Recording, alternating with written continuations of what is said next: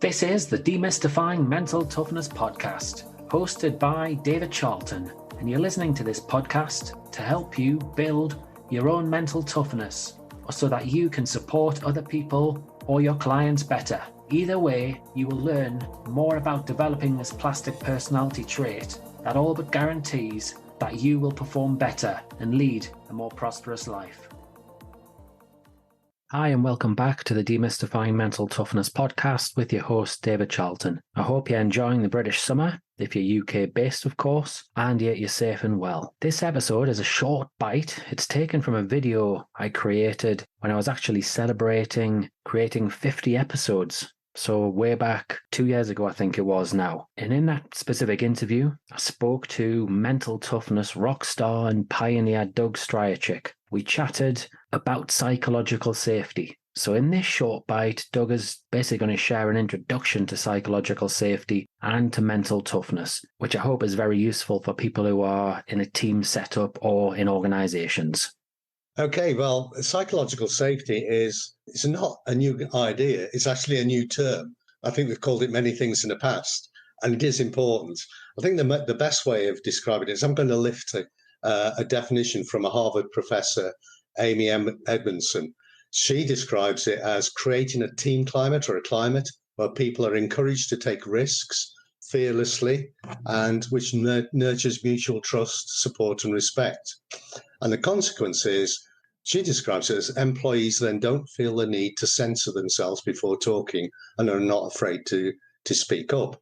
But actually, there's probably a more positive way of describing that, is that's people are happy to engage in an organization, ask questions, make their contributions without fear of any risk of psychological negative effects. And I think we've all been there, haven't we, over the years?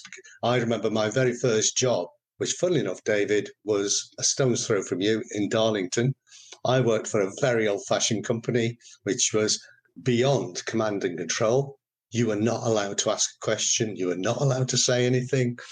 And even if you spotted something that was patently wrong and shouldn't be there, you weren't allowed to say anything about it because it was interpreted as a criticism of the management.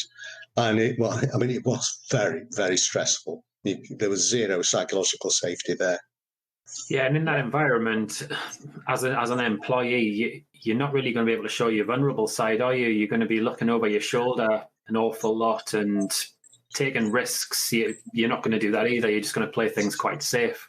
Oh, absolutely. And you instead of becoming the best version of you that you can be, you become the smallest version of you that you can be, that can get away with not getting any sort of negative reaction from the people around you. Yeah, and I suppose if we think of the 4 C's framework, confidence in our ability is one of them. You're certainly not going to be promoting a confident individual or confident team for that matter. Yeah, well, if you step back and look at psychological safety, I think it's got, lots of people talk about 2 dimensions. One is the organization and the culture. Does that enable psychological safety? But then there's the other side, because, you have come across really good environments where people are encouraged to speak out, and yet some people don't.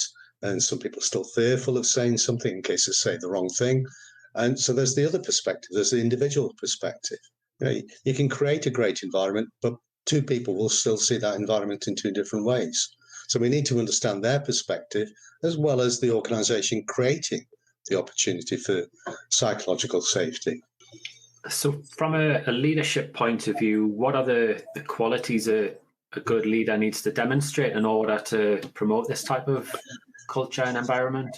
Well, I think we can link the 2 both through the mental toughness framework. The mental toughness framework has got 4 big elements: control, commitment, challenge, and confidence.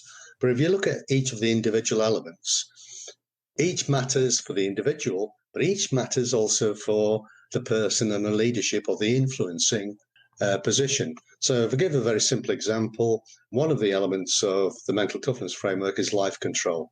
And that's the most accurate way of describing that is a sense of self-worth.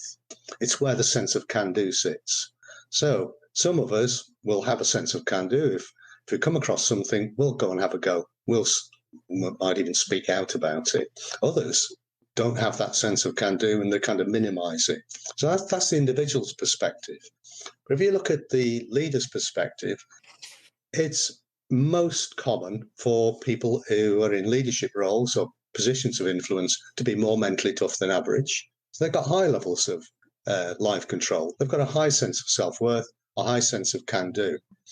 If they're not self-aware about that, they can create a problem for the individual. And by that, I mean, they will have a mindset, I can do it, why can't everybody else? And if they express that, what they're actually doing to the people around them is they're effectively shutting them down, because they're telling them they're not as good as he or she is. So there is a curious interplay, but the common link is mental toughness, the way that both parties approach the same event in their heads. Yeah, that makes a lot of sense. And I suppose if you're that type of individual who's a can-doer, if you're trying to delegate a task to someone and they're not doing it proficiently, then you've got to try and force yourself to back off. Otherwise they're not going to end up developing that trait. Yeah. And if you look at, the confidence quadrant of the mental toughness framework, I suppose in the last 2 or 3 years, we've learned a lot about interpersonal confidence. It's always been there. It's almost like psychological safety. It's a concept we've always known, but have we known it well enough? Because and a lot of people have seen it in the past as being about being to a degree assertive. Can I influence other people in the same way that they will influence me? Now, that's an important aspect of psychological safety, believing that you can influence people. But there's another dimension that we began to see quite a lot, and it's about another kind of engagement with people. It's about asking questions. And, if you think about our journey through life or through work, every day we come across things that we don't know or don't fully understand. And what we very often see, especially in meetings, is that somebody will sit in a meeting, somebody will pontificate, they'll all agree to do something, and you walk out that meeting thinking, I'm not sure I understood that, but I've got a job to do. So they've given me a task. And then you say to the individual, well, why didn't you ask a question? Why didn't you ask questions? Why didn't you ask for clarification? I didn't want to look stupid. And, think, oh, my goodness. And you see that in school, in education. Kids will sit in the class, not quite understand what the teacher said. And very often, they won't ask the teacher, they go and ask their mates, because that's the safest thing to do. And so, I'm beginning to understand actually the ability to ask questions freely without worrying about what it feels like or looks like is one of the big aspects of psychological safety. Because we don't start in life knowing everything. And I tell you something, when you get to the end of your life, you still don't know everything. I'd like to add to Doug's wise words. As a coach or as a manager, do you encourage people to take risks? How do you actually respond in those moments? How do you react? I'd like you just to question yourself.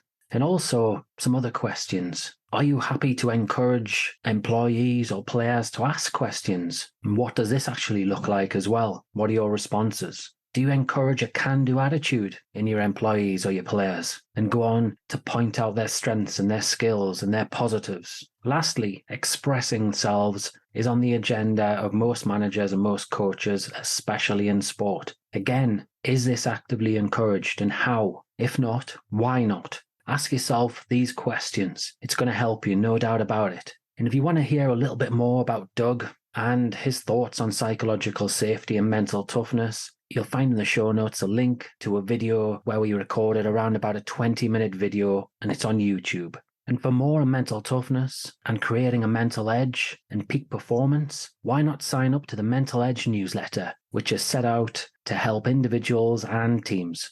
Have a great week. If you enjoyed this episode of the Demystifying Mental Toughness podcast with David Charlton, do check out my website, sport-excellence.co.uk, and my online sports psychology resources. The Sport Excellence website has essential resources for anyone looking to build their own mental toughness or the mental toughness of their athletes or teams, or if you want to achieve peak performance more often or optimal functioning. The Sport Excellence website has everything you need to keep moving forward and thrive. So go on, head over to sport-excellence.co.uk to find out more.